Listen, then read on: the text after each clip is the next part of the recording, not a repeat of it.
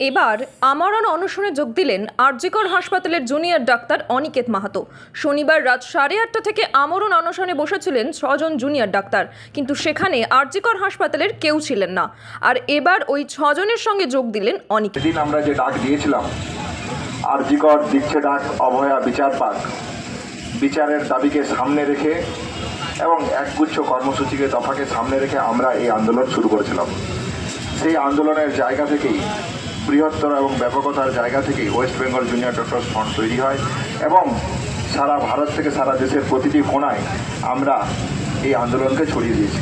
সেই জায়গা থেকে সহযোদ্ধা যেমন বললেন যে আজ জয়নগরেও আমাদের প্রতিনিধি দল গিয়েছিল ওয়েস্ট বেঙ্গল জুনিয়র ডক্টরস ফ্রন্টের পক্ষ থেকে।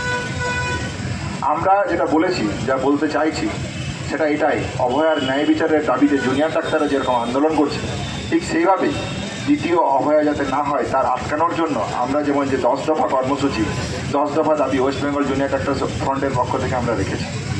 এবং পাশাপাশি এটাও বলছি যাতে পশ্চিমবাংলার বুকে যে কোনো অভয়ার বিচারের দাবিতে West Bengal junior doctors front সবসময়।